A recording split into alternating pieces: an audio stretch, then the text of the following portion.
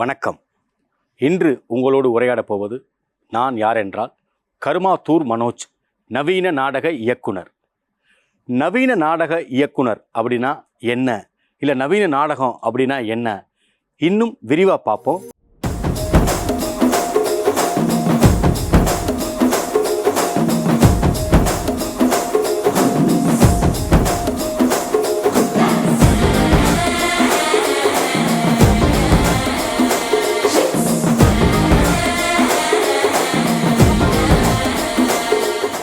எனக்குள்ள நாடகத்தின் மீது ஏற்பட்ட காதலால் நடிப்பு, மேடை, இதில் ஏறி பேசணும் அப்படின்ற சின்ன வயசுலேருந்து ஆசையாக இருந்துச்சு.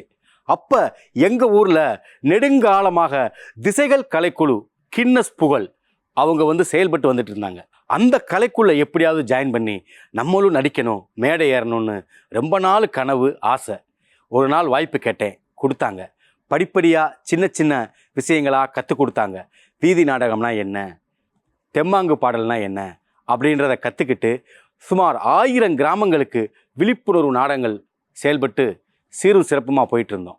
அப்படி இருக்கிறப்ப மேடை நாடகத்தில் நடிக்கணும்னு ஆசை அதே திசைகள் கலைக்குழு மூலமாக தமிழ்நாடு முற்போக்கு எழுத்தாளர் கலைஞர்கள் சங்கம் நடத்தக்கூடிய தாமியசாவின் கலை இரவில் கருப்பு காதல் அப்படின்ற ஒரு நாடகத்தில் கதாநாயகனாக நடித்தேன்.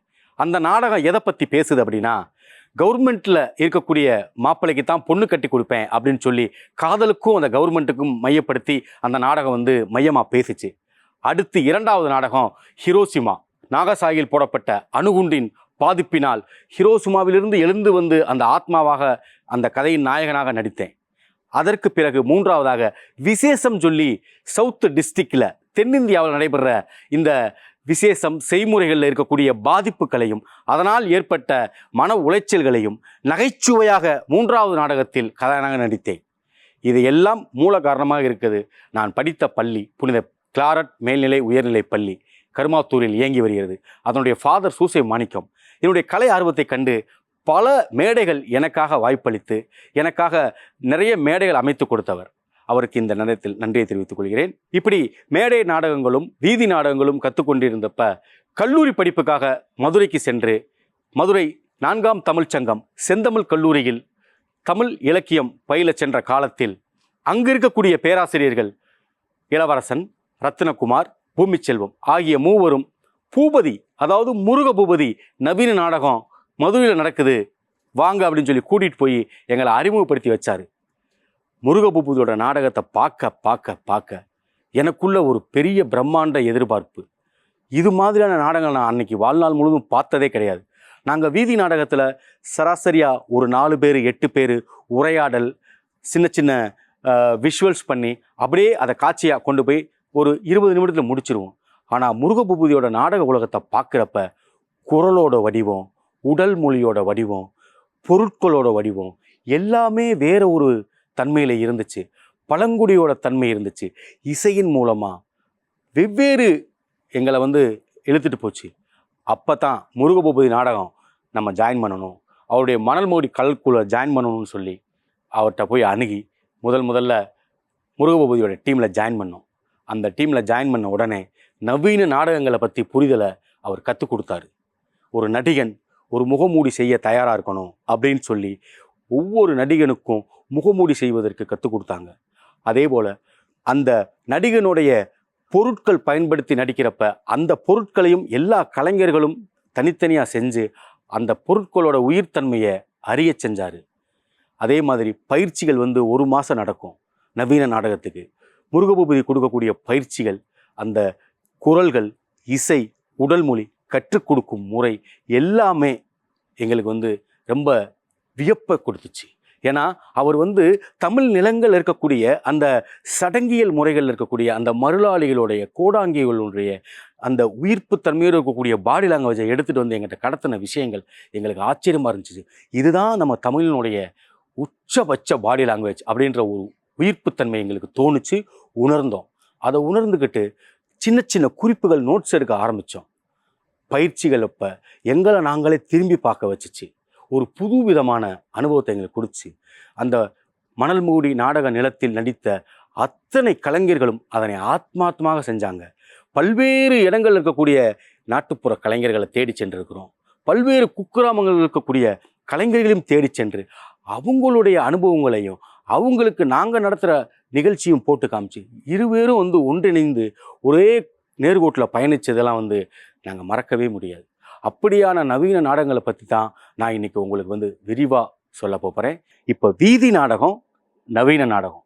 வீதி நாடகத்தினுடைய தாக்கம் எப்படி இருக்கும்னா, சராசரியாக ஒரு 4 பேர் 8 பேர் சேர்ந்து வீதியில் நின்று ஒரு சமூக விழிப்புணர்வுக்காக போராடுவோம் போராடுவோம் அப்படின்னு சொல்லி உரையாடலை ஆரம்பித்து இன்னைக்கு என்ன நடந்துச்சுன்னா, இந்த நாம் எல்லாம் சேர்ந்து போராடினா தான் நமக்கான சுதந்திரமும் நமக்கான அதிகாரமும் நமக்கு கிடைக்கும், அதிகாரத்தை எதிர்த்து நம்ம போராடியே ஆகணும் அப்படின்னு சொல்லி சராசரியான உரையாடல்களை, கருத்துக்களை வீதி நாடகத்தின் மூலமாக நம்ம சரியாக ஒரு 10 நிமிடத்துலேருந்து 20 நிமிடத்துக்குள்ளே நம்ம சொல்லி முடிச்சிருவோம். ஆனால் நவீன நாடகம் அப்படி கிடையாது.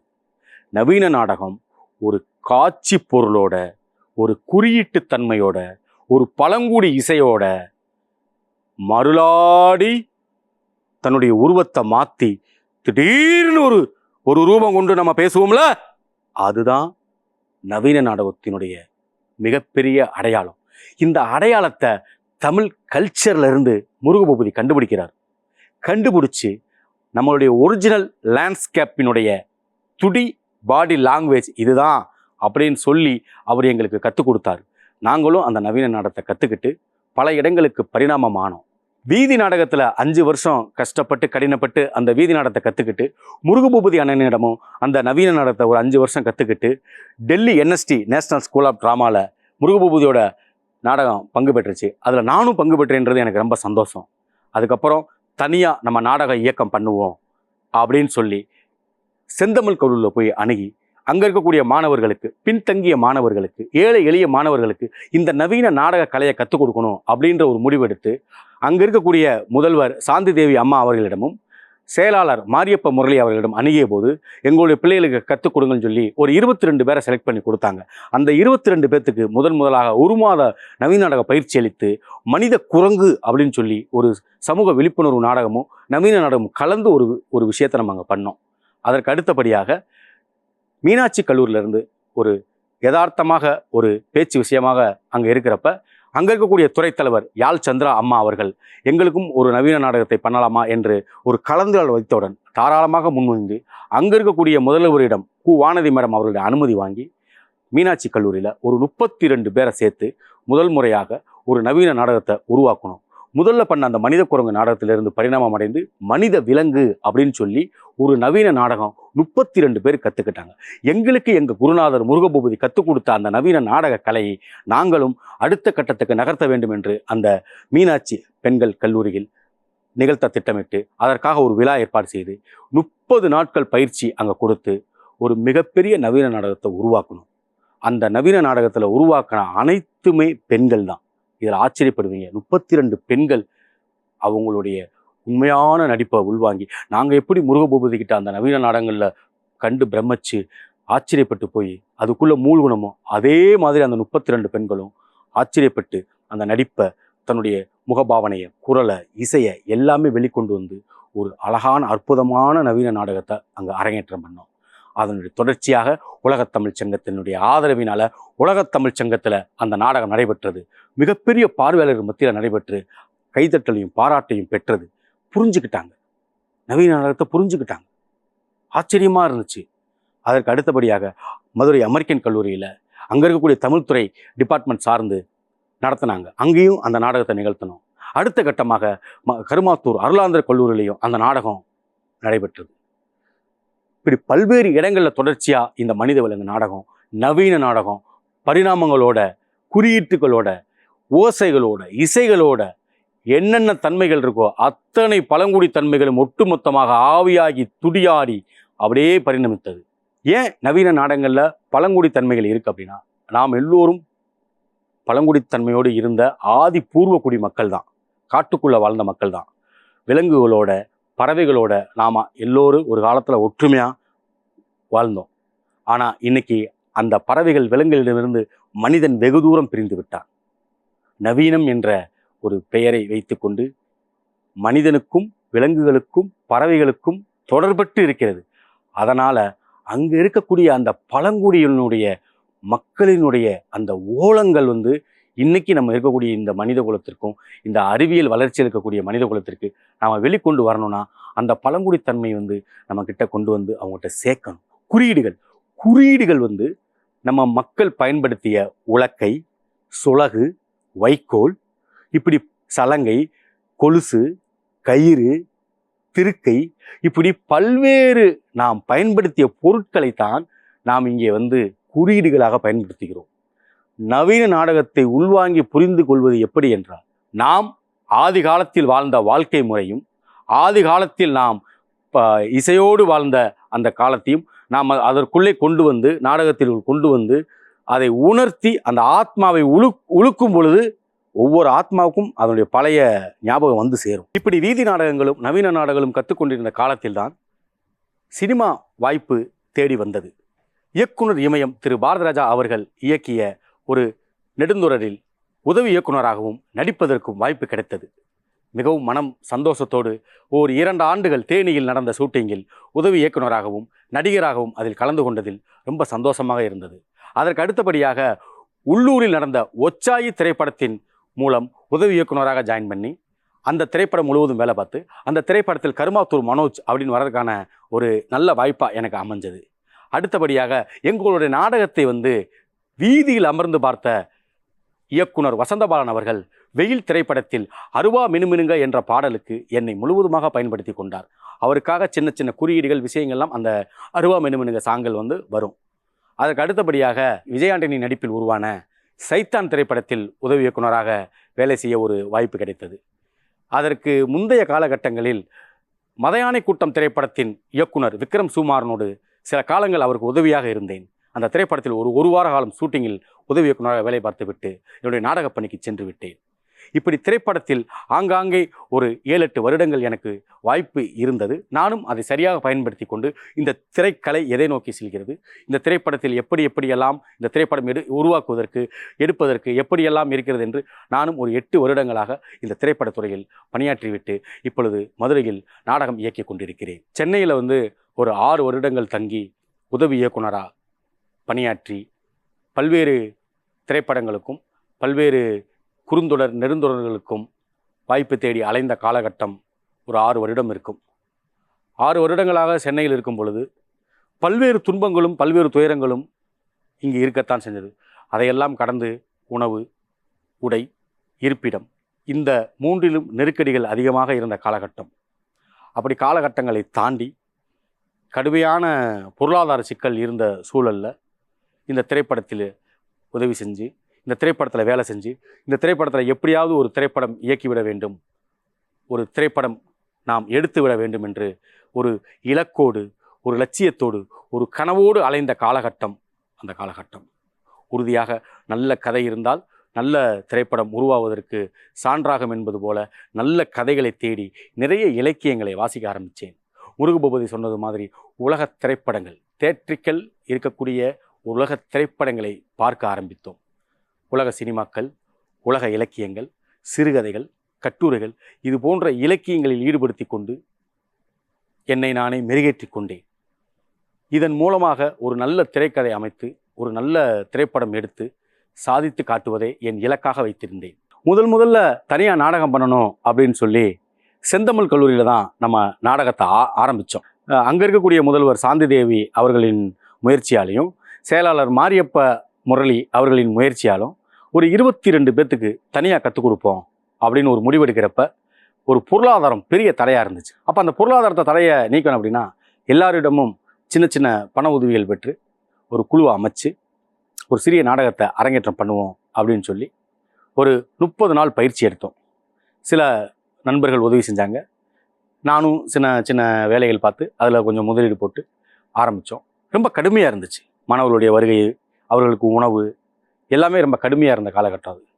அப்போ எல்லா நண்பர்களும் சேர்ந்து ஆசிரியர்களும் சேர்ந்து கொஞ்சம் நிதி திரட்டி சின்ன சின்ன பொருளை வச்சு பண்ணுவோம். பிரம்மாண்டமாக நோக்கி போகாமல் நம்மக்கிட்ட கிடைக்கக்கூடிய சொலகுகளை வச்சு நம்மக்கிட்ட கிடைக்கக்கூடிய இந்த வைக்கோல் பிரிகளை வச்சு பண்ணுவோம் அப்படின்னு சொல்லி பண்ணிட்டு ஒரு சின்ன மனித குரங்கு அப்படின்னு சொல்லி ஒரு சின்ன கருவெடுத்து ஒரு 20 நிமிஷம் ப்ளே பண்ணலாம் அப்படின்னு சொல்லி ரொம்ப சிரமம் எடுத்து தான் பண்ணோம். சில பேர் போக்குவரத்தில் வர முடியாமல் இருப்பாங்க, சில பேர் லீவு நாளில் பயிற்சி வச்சா வர முடியாது, ஒருத்தர் வராமல் இருப்பாங்க, ஒருத்தர் வந்துடுவாங்க.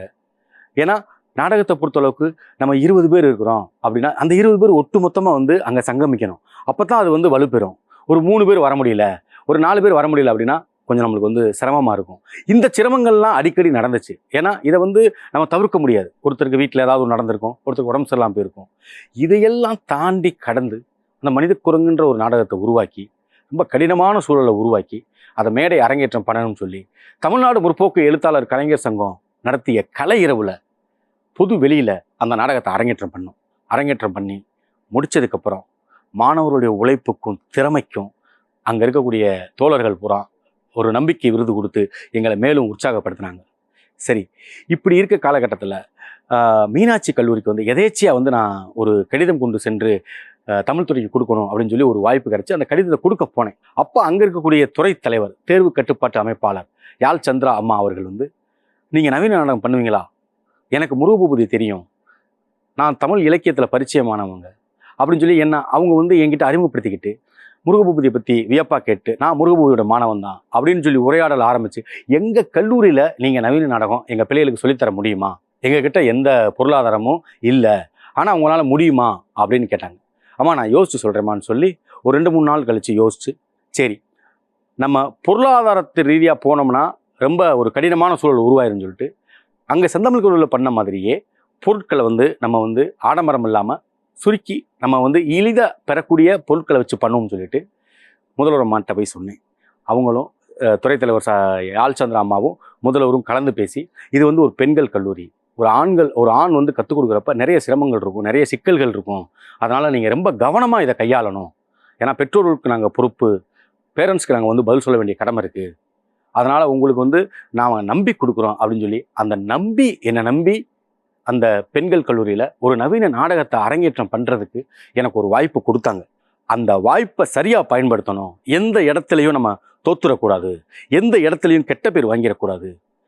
இந்த பிள்ளைங்க நம்ம நம்பி வருது, அதுவும் இந்த காலத்தில் ஆண்கள் நடிக்கிறதே பெரிய அதிசயமான ஒரு காலகட்டம், பெண்கள் நடிப்பது என்றால் அதைவிட பேரதிசயம் தானே.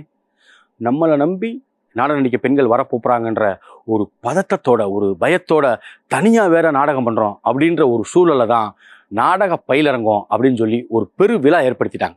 அதில் தமிழ்துறை மாணவிகள் மட்டும் எல்லாரும் கலந்துக்கிட்டாங்க. அந்த நாடக பயிலரங்கில் என்னை மேடை ஏற்றி கௌரவித்து நாடக பயிலரங்கத்தை தமிழ்துறை சார்பாக வந்து மீனாட்சி கல்லூரி சார்பாகவும் பெண்கள் அரசு மேல்நிலை கல்லூரி சார்பாக அப்படியே நடத்தி திட்டமிட்டு செய்தித்தாளில் வந்துருச்சு. செய்தித்தாளில் வந்த உடனே இன்னும் பொறுப்பு கூடுதலாகி இந்த பயிற்சி எப்படி ஒரு தடயம் இல்லாமல் ஒரு தடங்கள் இல்லாமல் செய்யணும் அப்படின்னு சொல்லி ஒரு திட்டம் போட்டு ஒரு ஒரு ஒரு முடிவு செய்து எல்லாரும் கூடி கலந்துரையாடல் பண்ணி ஒரு ஐடியா பண்ணோம். பொருள் ரொம்ப எளிமையாக இருக்கணும், அதே மாதிரி நாடகத்துக்கும் அந்த பொருள் பயனுள்ளதாக இருக்கணும் அப்படின்னு சொல்லி சிலம்பங்கம்புகள், வளைதடி குச்சிகள், வைக்கோல் பிரி, சொலகு, நியூஸ் பேப்பர், சின்ன சின்ன பொட்டு வச்சு பழங்குடி தன்மையோடு இருக்கக்கூடிய நம்ம அந்த அடையாளத்தை மட்டும் வச்சு பண்ணுவோம் அப்படின்னு சொல்லி அந்த பொருளாதாரத்தை ரொம்ப குறுக்கி ஒரு 30 நாள் பயிலரங்கம் 32 மாணவிகள் வந்தாங்க. நடிப்புனா என்னன்னு தெரியாது, நாடகம்னா என்னன்னு தெரியாது, நவீன நாடகம்னா என்னன்னு தெரியாது. ஆனால் என்னிடம் முழு நம்பிக்கை இருக்கிறது, இந்த பிள்ளைகளுக்கு இந்த நவீன நாடகத்தை கற்றுக் கொடுத்து வரலாம். ஏன்னா முருகபூபதி அண்ணன் ஒவ்வொரு மாணவனையும் அவருடைய ஒவ்வொரு ஸ்டூடெண்ட்டையும் அவருக்கு ஈக்குவலாகவே ரெடி பண்ணி தயார் பண்ணக்கூடிய வல்லமை பொருந்திய ஒரு நவீன நாடக இயக்குனர். அதனால் எனக்கு அந்த நம்பிக்கை இருந்துச்சு. அந்த பிள்ளைகளுக்கு ஆரம்பத்திலிருந்து உடல் மொழி, குரல் மொழி, இசை எல்லாம் சின்னதாக எக்ஸசைஸ் மூலமாகவும் படிப்படியாக பயிற்சிகள் மூலமாகவும் ஒவ்வொரு நாளும் கற்றுக் கொடுத்து அவங்களுக்குள்ள என்ன திறமை இருக்குது அப்படின்றத கண்டுபிடிச்சி வெளியில் கொண்டு வந்து அதுக்கப்புறம் ஒரு ஸ்கிரிப்ட் எழுதி மனித விலங்கு, குரங்கிலிருந்து பிறந்த மனிதன் மீண்டும் அவன் குரங்கு நிலைக்கு செல்லக்கூடாது அப்படின்ற ஒரு கருவை எடுத்து வச்சு மார்க்ஸை பேசி, ஃபிடல் காஸ்ட்ரோவை பேசி, பகத்சிங்கை பேசி எல்லா அரசியலையும் உள்ள வச்சு ஒரு நாடகத்தை உருவாக்கணும். பிட்டா ஒரு காட்சி அமைப்புகள் வச்சு அதை அந்த மாணவர்கள் ஒவ்வொரு நாளும் ஒவ்வொரு மணி நேரம் பயிற்சியிலும் கடுமையாக தன்னை ஒத்துழைப்பு கொடுத்து உழைச்சாங்க. நாடகம்னா என்னன்னு தெரியாதவங்க உறக்க பேச ஆரம்பித்தாங்க. நடிப்புனா என்னன்னு தெரியாதவங்க அந்த பாடி லாங்குவேஜை பிச்சு மேய்ஞ்சாங்க. எனக்கே ஆச்சரியமாக இருந்துச்சு. இதுதான் கலை. நம்ம கற்றுக்கிட்ட கலை எப்படி அந்த அந்த மனிதர்கள்ட்ட போகுதுன்றது ஆச்சரியமாக நான் உணர்ந்தேன் அதை. அப்போ 30 நாள் பயிற்சி முடிஞ்சு அந்த மீனாட்சி கல்லூரியில், அரசு பெண்கள் மீனாட்சி கல்லூரி மதுரையில் ஒரு பெரிய விழா ஒன்று நடத்தினாங்க. அந்த நாடகத்தை அரங்கேற்றம் பண்ணணும். அந்த நாடகத்துக்கு முருகபூபதியை தலைமை தாங்கி, முதல்வர் தலைமை தாங்கி, யாழ் சந்திராம்மா தலைமை தாங்கி சீரும் சிறப்புமாக நடத்தினாங்க. பிள்ளைகளுடைய ஒட்டுமொத்த உழைப்பும் அந்த நாடகத்தை போட்டு அன்னைக்கு அவங்க பேச பேச ஒவ்வொரு வசனங்களும் அந்த பிள்ளைகள் உள்வாங்கி கைதட்டி அவங்கள மேலும் மேலும் உற்சாகப்படுத்தி தள்ளிட்டாங்க. அது வரைக்கும் அந்த பிள்ளைங்க என்னை பார்த்த பார்வை வேற. அந்த நாடகத்தின் மூலமாக அவங்க வெற்றி அடைந்தது, அவங்க பேசிய வசனங்களுக்கு கைத்தட்டினது, அவங்களுக்கு கிடைத்த அங்கீகாரத்தை நினச்சி அவங்க என்னை பார்த்த விதம் 2 பேர்த்துக்குள்ளேயும், அந்த மாணவிகளுக்கும் அந்த நவீன நாடக எனக்கும் இடையில ஒரு அப்படி சொல்ல முடியாத நீர் தழும்பக்கூடிய அந்த தன்மை இருந்ததை உணர்ந்தோம். கலைகளற்ற சமூகம் நீர்த்து போனதற்கு சமம் என்பதற்கேற்ப கலை எல்லோருக்கும் போய் சேர வேண்டும். இன்னைக்கு ஆக்டிங் கோர்ஸ், ஆக்டிங் டெவலப்மெண்ட் அப்படின்னு சொல்லி பெரிய பெரிய கார்ப்பரேட் நிறுவனங்களாக இந்த நடிப்பு கலையை சொல்லித் தருவதற்கு, பெரிய பெரிய சபாக்கள் மூலமாக இந்த நடிப்பு, நடனம், இசை, பாட்டு இது எல்லாம் பெரிய பெரிய ஆதிக்கமாகவும் கார்ப்பரேட் நிறுவனங்கள் கையில் போய் இன்னைக்கு பெருநகரங்களில் எல்லா இடங்கள்லையும் பரவி சூழ்ந்து இருக்கிறது. அதனால் எளிய மனிதர்களுக்கும் மிகவும் பின்தங்கிய மாணவர்களுக்கும் இந்த கலையை எப்படி கடத்துவது? முருகபூபதி அண்ணன்கிட்ட கற்றுக்கிட்ட ஒரே விஷயம் என்ன அப்படின்னா, எல்லாரும் சமண்டா, யாரும் உயர்ந்தவனும் இல்லை, யாரும் தாழ்ந்தவனும் இல்லை, ஆர்டிஸ்ட் ஒன்றே மிக நிலையானவன். அதனால் இந்த தேட்ரிக்கலை எல்லார்ட்டையும் நம்ம கடத்தணும். இந்த தேட்ரிக்களுடைய லேண்ட்ஸ்கேப்பையும், இந்த மண்ணையும், இந்த கலாச்சாரத்தையும் எல்லாத்தையும் நம்ம கலைகளின் வழியாக கடத்தணும்னு சொல்லி எங்களுக்கு அடிக்கடி பயிற்சிகள் மூலமாகவும் எங்களுக்கு அடிக்கடி உரையாடிக்கிட்டே இருப்பார். அதனால் நான் என்ன முடிவு எடுத்தேன்னா, தனியாக ஒரு கல்லூரியில் நாடகம் நடத்தணும். அதுக்கு வருஷத்துக்கு ஒரு 32 பேர், இல்லை வருஷத்துக்கு ஒரு 64 பேர் 2 செட்டாக பிரிச்சுக்கிடுவோம். இந்த கலையை நம்ம இந்த எளிய மனிதர்கள் கொண்டு போய் சேர்க்கணும். கலை பொதுவானது, இவங்களுக்கு தான் அந்த கலை, இவங்க தான் அந்த நடிப்பை பண்ணணும் அப்படின்ற அரசியலை உடைச்சிட்டு பொதுவாக இந்த கலையை எல்லாத்தையும் சேர்க்கணுன்ற ஒரு நற்பாசை இருந்துச்சு. அது இந்த சமூகத்திற்கு நாம் செய்ய வேண்டிய ஒரு கடமையாக இருந்துச்சு. நம்ம கற்றுக்கிட்ட கலை நம்ம கிட்ட இருந்தால் அது எந்த பிரயோஜனமும் இல்லை. நான் மட்டும்தான் வளர்ச்சி அடைவேன், அது இந்த சமூகத்துக்கு பிரயோஜனம் அல்ல. இந்த சமூகம் பிரயோஜனம் ஆகணும் அப்படின்னா நான் கற்றுக்கிட்ட கலையை பிறருக்கு கற்றுக் கொடுப்பது தான் சரியான அறமாகும். அந்த அறத்தை எப்படி எடுத்து செல்வது, அந்த அறத்தோடு எப்படி நடந்து கொள்வது என்பதை நாம் ரொம்ப யோசித்து இந்த திட்டத்தை கொண்டு வந்தோம். கல்லூரிகளில் போய் இந்த நவீன நாடகங்களை கற்றுக் கொடுப்போம் அப்படின்னு சொல்லி ஒவ்வொரு ஆண்டும் ஒரு 32 பேர் ஒரு செட்டாகவும், இன்னொரு ஆண்டு ஒரு 32 பேர் ஒரு செட்டாகவும், ஒரு 64 பேர்த்துக்கு ஒரு வருஷத்தில் இந்த கலையை நம்ம அவங்களுக்கு கற்றுக் கொடுப்போம். நவீன நாடகத்தை கற்றுக் கொடுப்போம், குறியீடுகளை கற்றுக் கொடுப்போம், இசையை கற்றுக் கொடுப்போம், உடல் மொழியை கற்றுக் கொடுப்போம், குரல் மொழியை கற்றுக் கொடுப்போம் அப்படின்னு கற்றுக் கொடுக்க ஆரம்பித்தது தான். ஏன்னா இந்த கலை எல்லா பேர்த்துக்கிட்டேயும் போகுது. 64 பேர் ஒரு ஆண்டில் கற்றுக்கிறாங்கன்னா கண்டிப்பாக அதில் ஒரு 30 பேர் அந்த கலையை எடுத்துகிட்டு இன்னொரு 30 பேர்த்திட்ட சேர்ப்பான், இன்னொரு 30 பேர்த்திட்ட சேர்ப்பான். இப்படி படிப்படியாக இந்த கலையினுடைய வளர்ச்சி போகணும். கலை எல்லாருக்குமானது, கலை பொதுவானது. அதனால் நம்ம கற்றுக்கிட்ட கலையை இன்னொருத்தன்ட்ட கடத்துகிறோம், அதை அவன் இன்னொருத்தன்ட்ட கடத்துவான். இப்படி கடத்தல் மூலமாகவும் போலச் செய்தல் மூலமாகவும் அப்படியே ஒரு மனித சங்கிலியோட தொடர்ச்சியாக எல்லா பக்கட்டும் கலை போகணும். எளிய மனிதர்கள் காசு கொடுத்து ஒரு அகாடமியில் சேர்ந்து நடிப்பை கற்றுக்கிறதுக்கு முடியாது. அதனால் நம்ம கற்றுக்கிட்டோம், கஷ்டப்பட்டு நம்ம கற்றுக்கிட்டோம், விருப்பப்பட்டு கற்றுக்கிட்டோம். ஸோ நம்ம கற்றுக்கிட்ட இந்த நவீன நாடக கலை குறியீடுகளை எல்லாருக்கும் இலவசமாக கற்றுக் கொடுப்போம். வாய்ப்பு இருக்கும் வரை, சினிமா எடுக்கும் வரை, சினிமா நம்ம இலக்காக இருந்தாலும் சினிமா எடுக்கும் வரை இந்த கலையை எளிமையாக எல்லாத்தையும் கற்றுக் கொடுப்போம். சினிமா எடுத்ததுக்கப்புறம் நமக்கு ஒரு பொருளாதாரம் கிடைக்கும். அந்த பொருளாதாரத்தை வச்சுக்கிட்டோம்னா இந்த ஆர்ட் ஃபார்மியை விரிவாக கொண்டு வரலாம், பெரிய லெவலில் கொண்டு வரலாம். எங்கெங்கே குக்கிராமங்களில் இருக்கக்கூடியவனுக்கும் இந்த கலை போய் சேரணும். மிகவும் பின்தங்கிய இடத்துலேருந்து வரக்கூடிய மாணவர்களுக்கும் இந்த கலை போய் சேரணும். சில தன்னாட்சி கல்லூரிகளில் மாணவர்களுக்கு கலை எளிமையாக கிடைச்சிரும். ஆனால் இது போன்ற அரசு கல்லூரிகளில், சில இன்னும் பல கல்லூரிகளில் இந்த கலை கிடைக்காது, அந்த ஸ்பேஸ் கிடைக்காது. அதை எப்படி சொல்லித்தருவது, யார் சொல்லித்தருவது, அதுக்கான பொருளாதாரம் என்ன, இப்படின்ற பல சிக்கல்கள் இருக்கிறனால இந்த செயலை நம்ம மூலமாக, என்னோட குருநாதர்கிட்ட நான் பெற்ற கலையை நான் இன்னொருத்தருக்கு கொடுப்பது தான் என்னுடைய குருநாதருக்கு, முருகபூபதிக்கு நான் கொடுக்கக்கூடிய மரியாதைன்ற ஒரு உயர்ந்த லட்சியத்தை எடுத்துக்கிட்டு இந்த கலையை நான் எல்லாத்துக்கும் பரப்பணும்னு ஆசைப்பட்றேன். அதே மாதிரி என்கிட்ட கற்றுக்கிட்ட இந்த கலையை என்னுடைய மாணவர்கள் இதை பார்க்கறது மூலமாகவும் இன்னும் 4 பேர்த்துக்கு சொல்லித்தரணும். அவங்களும் புது புது நாடகங்களை உருவாக்கணும். அவங்களும் ஒரு 20-30 பேர்த்துக்கு கற்றுக் கொடுக்கணும்.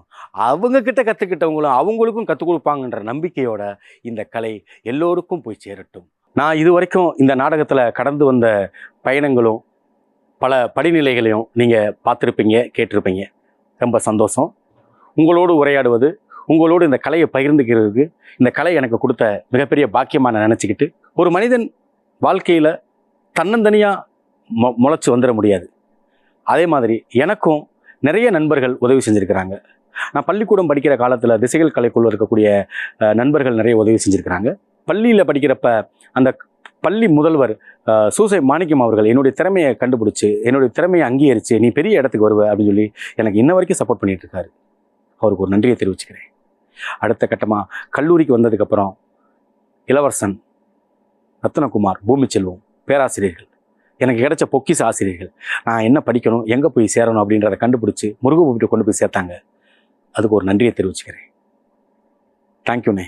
அதுக்கப்புறம் அந்த கல்லூரியில் இருக்கக்கூடிய பேராசிரியர், அப்போ பேராசிரியர் இருந்தாங்க, இன்றைக்கி முதல்வராக இருக்காங்க, சாந்தி தேவி அம்மா அவர்களும், சங்க செயலாளர் மாரியப்ப முரளி அவர்களுக்கும் நன்றியை தெரிவிச்சுக்கிறேன். ஏன்னா இவங்க தான் முதல்ல எனக்கு ஒரு தளத்தை உருவாக்கி இந்த நாடக கலையை கற்றுக்கிறதுக்கு, இந்த நாடக கலையை உருவாக்குவதற்கு அந்த மதுரை மத்திய பகுதியில் இருக்கக்கூடிய 4ஆம் தமிழ் சங்கத்தில் இருக்கக்கூடிய அந்த செந்தமிழ் கல்லூரியுடைய இடத்தையும் நிலத்தையும் எனக்கு இலவசமாக கொடுத்தாங்க. பண்ணுடா, நீ பண்ணுறா, உனக்கு நாங்கள் சப்போர்ட் இருக்கோம்னு சொல்லி எனக்கு ஆறுதலாகவும் அன்பாகவும் இருந்தாங்க. அதனால் அந்த கல்லூரிக்கு முதல்ல ஒரு நாடகத்தை கற்றுக் கொடுத்துட்டு அடுத்த கட்டமாக மீனாட்சி காலேஜுக்கு நகர்றப்ப அங்கே இருக்கக்கூடிய துறைத் தலைவர் யாழ் சந்திராம்மா ஒரு பெரிய ஸ்பேஸை உருவாக்குனாங்க. எனக்காக முதல்வர்கிட்ட அனுமதி வாங்கி முதல்வரும் அதுக்கு ஒப்புதல் கொடுத்து ஒரு மிகப்பெரிய நாடகம் பல்வேறு தளங்களில் பரிணமிப்பதற்கு யாழ் சந்திராம்மா பெரிய ரிஸ்க் எடுத்தாங்க. அவங்க உடல்நிலையை பொருட்படுத்திக்கிட்டு அவங்களுடைய பணியை செஞ்சுக்கிட்டு இந்த நேரத்தில் அவங்கள நான் நன்றி தெரிவித்துக் கொள்கிறேன். இந்த நாடகம் சிறப்பாக நடைபெற்று பல்வேறு இடங்களுக்கு பரிணாமம் அடைந்ததற்கு இந்த நாடக கலைஞர்கள் ஒவ்வொரு பேரையும் சொல்ல முடியாது. ஏன்னா நிறைய பேருக்கு கற்றுக் கொடுத்துட்ருக்குறோம். அதனால் என்னுடைய நாடக கலைஞர்கள், என்னிடம் கற்றுக்கொண்ட நாடக கலைஞர்கள் இல்லை என்றால், அவருடைய அசாத்திய உழைப்பு இல்லை என்றால் இந்த இடத்துக்கு நான் வந்திருக்க முடியாது.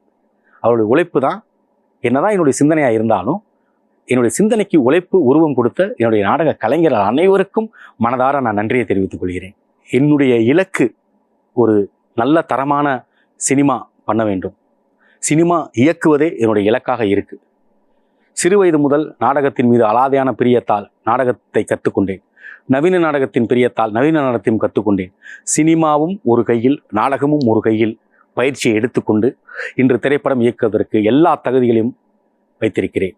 ஒரு நல்ல சினிமா எடுத்து ஒரு பொருளாதாரம் இருந்தால் ஒரு பெரிய ட்ராமா தியேட்டர் உருவாக்கி கஷ்டப்படுற ஏழை எளிய மாணவர்களுக்கு கலையை இலவசமாக வழங்க தயாராக இருக்கிறேன். இன்று வரை ப்ரொடியூசரை தேடி அலைந்து கொண்டுதான் இருக்கிறேன் நல்ல கதையோடு. இந்த நிகழ்ச்சி பார்க்கக்கூடிய நண்பர்கள் யாராவது எனக்காக வாய்ப்பளித்தால் சந்தோஷமாக இருக்கும். என்னுடைய கதையை கேளுங்கள். கதை பிடிக்கவில்லை என்றால் தேவையில்லை. நன்றாக இருந்தால் அந்த கதையை படமாக எடுங்கள். ஒரு கலைஞன் உருவாவதால் பல கலைஞன் உருவாகப் போவதற்கான வாய்ப்புகள் இந்த நிகழ்ச்சியின் மூலமாக நான் தெரிந்து கொள்கிறேன்.